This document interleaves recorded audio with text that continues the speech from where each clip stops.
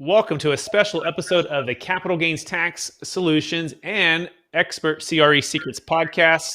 Hey, I'm your host, Brett Swartz. In each episode, I'm joined by some of the best real estate, financial, and business minds in the world. And today we have a special place. We're actually in the clubhouse as well with the one and only Logan Freeman. Logan, how you doing? I'm happy to be here, man. I'm very excited. Excellent. And we're doing this every Friday, 8:30 a.m. And you can find us basically searching 1031 exchanges. Today, we're diving right in. We're going to be talking about the 3 investments to insulate your portfolio. And for those who don't know Logan, he is a specialist when it comes to all things commercial real estate brokerage, development, ownership. He's out of the great state of Kansas, or great city of Kansas City. Although, Logan, I'm sorry about what happened on Sunday. How are you feeling right now? We might as well get that thing out of the way right now. Yeah, we're a little bit sore about the game, obviously, and it's frankly, losing to Tom Brady is always a bummer. But if you're losing to the greatest of all time, I suppose that's the one person we want to lose to. So, we're gonna be in the hunt for a long time. We got a young quarterback. I feel very good about that. So I think we got a long track record, but would have loved to bring it back home to Kansas City. But it was fun just to be there again, for sure. Well, thanks for sharing. And you absolutely got a first-class quarterback team, coach, everybody. I'm sure you guys will be there again. And sometimes it's just kind of something happens special, right? And that happened with Tampa Bay. And so you got to tip your hat to them. They played a great game. So that being said, are you ready to dive into 3 investments to insulate your portfolio?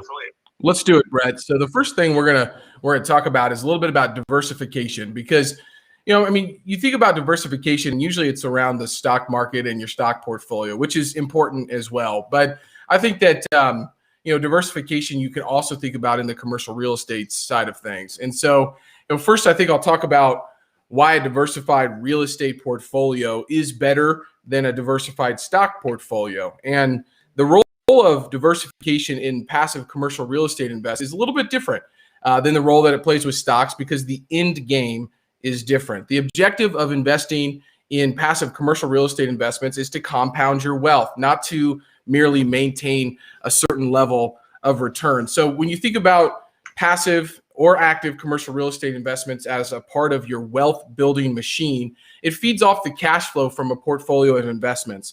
And we have spoken a lot about on this program here about looking at value from an intrinsic standpoint. So what is the value other than what the market is willing to pay? And so as you feed that machine of commercial real estate with cash, it compounds that cash through appreciation and the opportunity to reinvest that. Unlike with stocks, where diversification won't save you necessarily from a crash, we're seeing that in a lot of different ways right now. The way that Robinhood and some of the other social media, I think, platforms are able to impact your own portfolio. But diversification in commercial real estate has been proven to insulate investors from downturns, protecting their wealth building machine, because you can diversify across in commercial real estate, not only across geographic markets, but you also have asset classes and property types. And another way to diversify is obviously through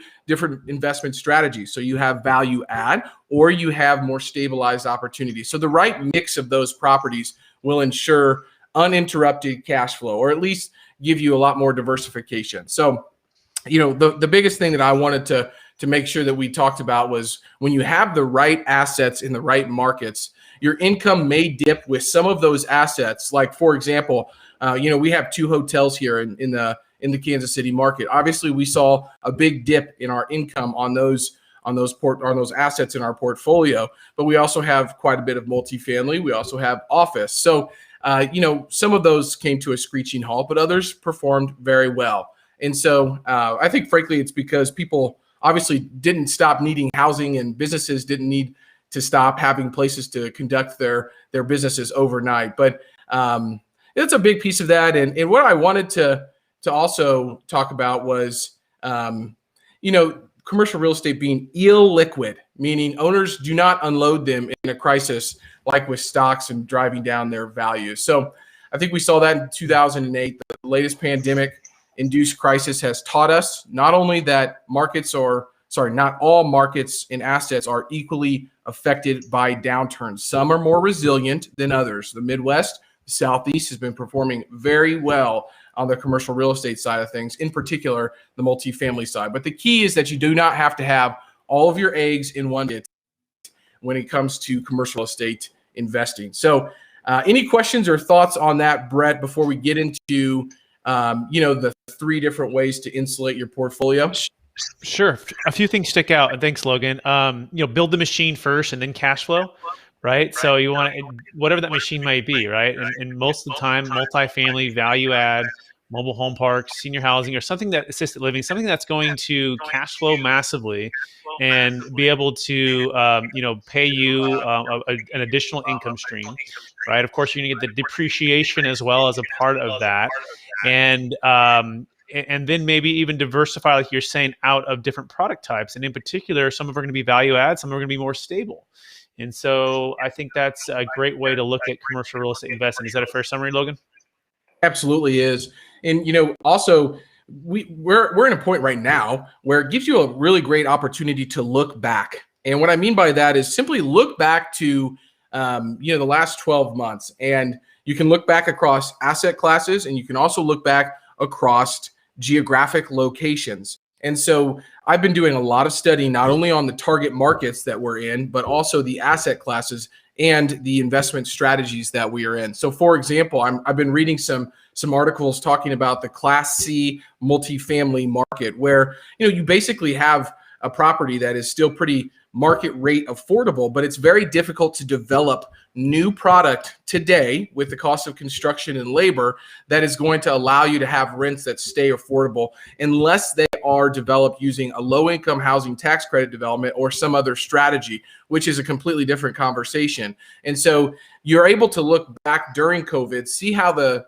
different investment strategies or asset types that you're interested in have performed. And we have some really great data, I think, now, and some empirical evidence to go make informed business decisions and investment decisions this year. And I was talking to somebody in our brokerage earlier this week. They said, hey, how do you feel about commercial real estate in 2021? And that's obviously a very broad question, but the whole thing that I was trying to get across to them was, it feels like there's a perfect storm of, hey, we've got data to look back into. We can kind of see the light at the end of the tunnel. We're not quite there yet, but I think we're starting to see it much better than we did 5-6 months ago. We have a change in obviously our office of the presidency, and so that a lot of people are happy about that, or they might be upset about that. But at the end of the day, that being done and over with, paired with the fact that the stock market's price to earnings ratios are pretty high right now. Now, there's an argument to be had on that front that valuations have changed, and some of those businesses are pushing those price to earnings ratios up really high, and that's again another clubhouse topic to talk about. But all of those factors combined, people are starting to say, man, is there another option for me? Should I be thinking about a different investment strategy? And that's where I think we can lead into our next talking point, which is all about diversification options within the passive real estate investing market. And so where I want to start is public versus private. But before I do that, Brett, any additional thoughts or any clarification that you would like me to make? No, I think you said it very well. And I think about the Robert Kiyosaki, Rich Dad, Poor Dad, and then just looking at what buckets your income's coming from, and then even inside of that, taking that to the next level, which is, okay, now that I'm investing in commercial real estate, or now that I am in brokerage, or I'm doing deals, what's like the 2.0 of that, right? And that's where it's kind of like when I first started out in finance or in understanding financial security. I start with Dave Ramsey. It's a good foundation to start with, but then how do you take it to the next level there, right? And how do you maximize the wealth that you're building? I had a good friend who just joined us here a month ago, and he's going to be investing in single family homes. He's going to be doing on a big scale, like $50,000 homes, and making like $750 a month on these duplexes per side. It's kind of an interesting strategy, and that just goes to the point of, hey, how are you going to diversify inside of your investment real estate portfolio? different states, different geographical locations, different abilities to cash flow. And so those are the things that stick out for me. But let's dive into that first one to make sure we hit these 3 points here in our time that we have here. Absolutely. So in the passive commercial real estate kind of marketplace per se, investments are available both in the public and the private markets.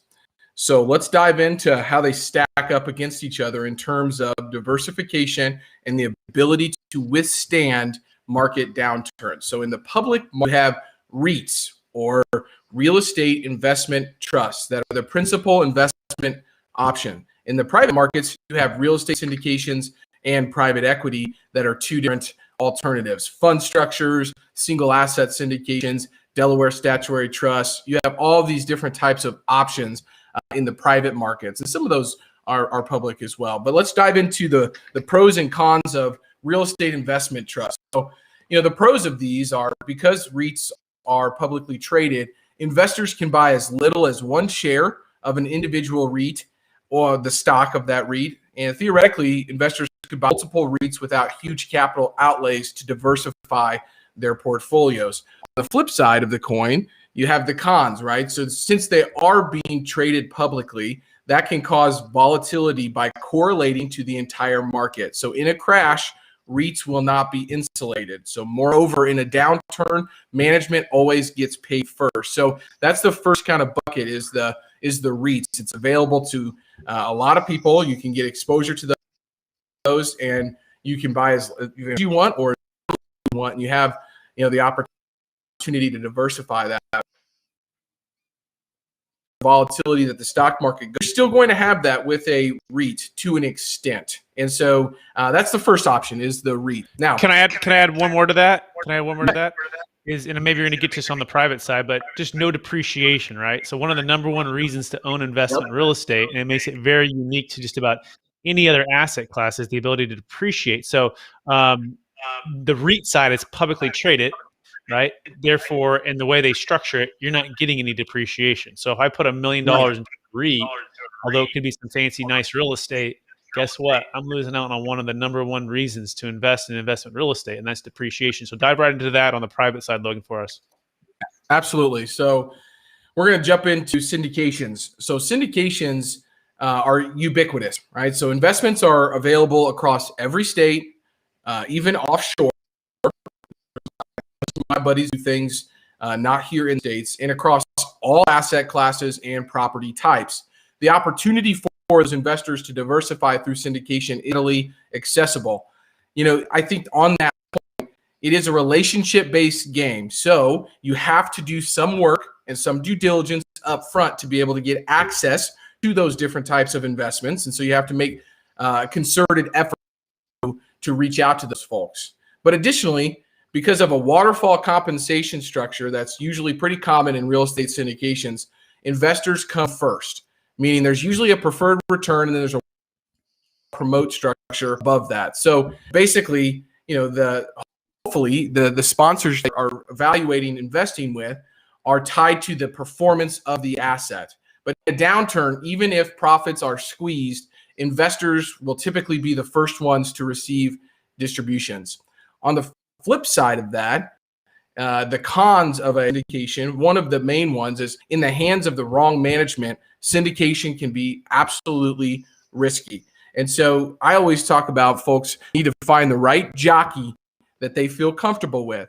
The horses that we're all on are typically pretty similar, right? They play in different states, they have different arenas that they're in, but the jockey really is going to be who you want to hang your hat with. So doing your due diligence up front with those sponsors, with those general partners thinking about investing in, is so crucial to success. So that's when you start talking about track record. You start talking about the team, the systems that they have in place, the deal flow that they have. So, I think that's a very, very important part of that. So the cons of a syndication is you're not going to get a publicly traded, management team. You're going to get a guy like myself or somebody else that has a business, have people that work in that business, and it's not going to be the same experience that you would from a public side of the real estate business.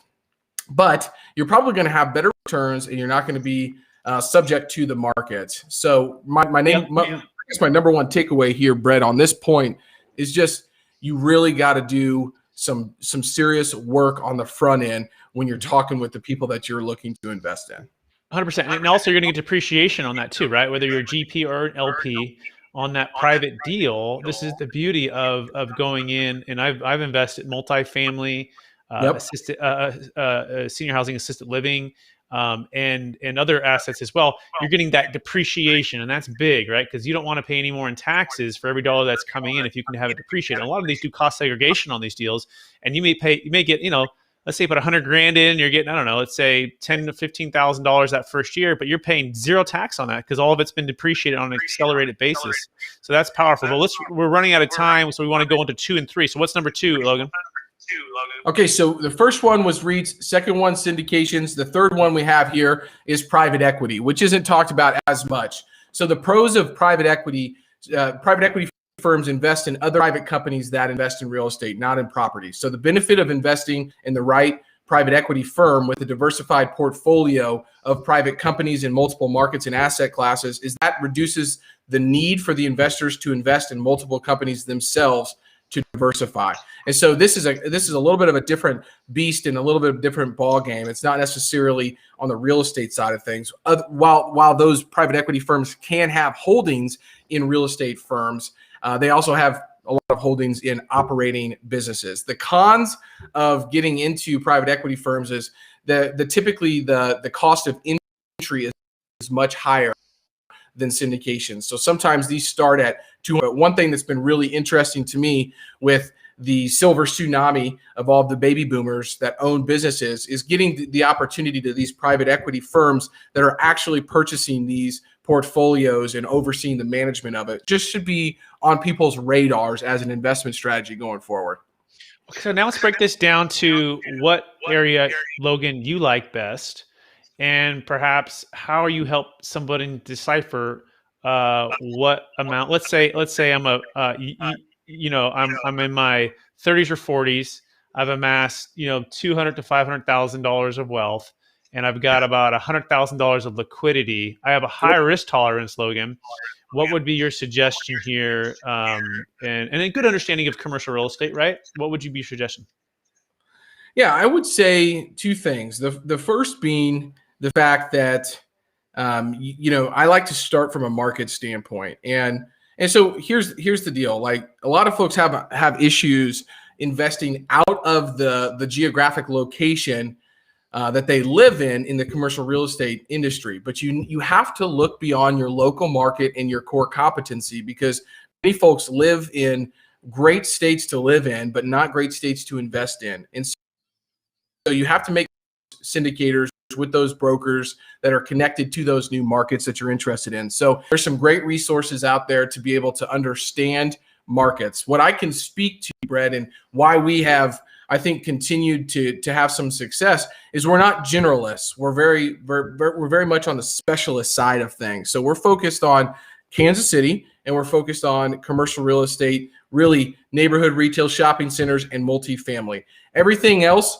is a shiny object for us. And it's twofold, because the first part is the choke point that we have on good deals that are happening in this market, and then our knowledge and relationships to operate in this market as well. So we're definitely specialized in that arena. What I would say when you're talking with people about thinking about getting invested into commercial real estate, really understand what their unique genius is. And for me and for our firm, it's Kansas City, it's commercial real estate. That might broaden at some point, but that's what we know best. That's our competitive edge, and that's what we're going to continue to work on and bring investors into the deals that we feel comfortable doing ourselves.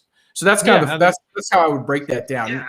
Mm-hmm. That's a great. I think that all makes a lot of sense, and even more so for folks like me who's in California, in Northern California, where prices are so high. I'm just telling everyone, don't invest right now in California. It's just There's so much uncertainty, even with what's going on, and also the prices are so high. Go out of state, create those relationships. We're no longer, we can do Zooms, we can connect, we can get on a plane still and go figure this thing out. don't think too small, and really figure out the keys to relationships, right? I always say trust the sponsor and then trust the deal, or as much as you can, right? If you have Yes. those two things, you don't need to be on the ground all the time. You can partner and you can diversify and you can invest, and that might even open up more opportunities as well. I've invested in deals in Texas. I've invested in deals in Arizona, and of course California in the past. Haven't touched it in a while, so make sure that you are opening up. Logan, for folks who want to get in touch with you, and then we're going to open up for questions because we are running out of time here. What's the best Yeah. place for them to find you, Logan? Yeah, I am very active on LinkedIn. So everybody can find me on LinkedIn. Our website is ftwinvestmentsllc.com. But if you just search Logan Freeman, LinkedIn, Kansas City, my big mug will show up there. And I'm active over there every single day, multiple times, Brett. I appreciate that. Absolutely. And then if you want to learn more about the deferred sales trust or ways to save and fail 1031 exchange, you can go to capitalgainstaxsolutions.com. And as a reminder, every Friday, Logan and I will be here discussing investment real estate, 1031 exchanges, deferred sales trust, and ways to grow your wealth individually, or if you're a business professional looking to add value Yes. to your client. That being said, we're going to open up for questions here, and let's go with anyone who wants to raise their hand. We got Andrew, we got Sam, Jason, Charles. I'm not sure how to pronounce that, but I'm going to say Yaki and Mark. Anyone have any questions? Go ahead and raise your hands, or comments too. You don't have to have a question; it can also be a comment. And while we are waiting, we can also potentially preview next week's episode, Absolutely. which is going to be, and I'll just go into that unless I see someone raise their hand. So next week's episode, Logan, and just so you know our format, each week we are swapping, where Logan will be the kind of the host, and then this week I was sort of the host, right? And providing thoughts and value, hopefully all along the episode. So next week, Logan will be interviewing me and discussing the topic of the second secret in the 3 secrets of optimal timing transformational exit planning. Basically, secret number 2 is this: optimal timing. We're going to talk about what optimal timing means and how to create and clone a transformational wealth plan. And the secret goes along like this: how to clone a proven wealth plan with capital gains tax solutions and your trusted advisors in less than 5 hours, and become time, energy, and debt free, and have the ability to buy real estate on your terms and on your timing. So that'll be next week's topic: optimal timing, transformational wealth plan cloning. That being said, it looks like we have no questions or comments from the audience, which is just fine. We are 3 minutes away. Logan, any last words for our audience before we let you go? No, I would just say that when it comes down to investment decisions, you can be very pragmatic from a market standpoint and asset standpoint, but when you get into the private world, a new intangible piece really comes into play, and that's all about the people and the relationships and the values that they have. So make sure that you're asking hard questions, listening to those answers, and feel really strongly about the values of the people that you're investing in. That's what I would like to leave everybody with today. Excellent. And that wraps up the show, wraps up the clubhouse, and we appreciate everybody. I'm going to see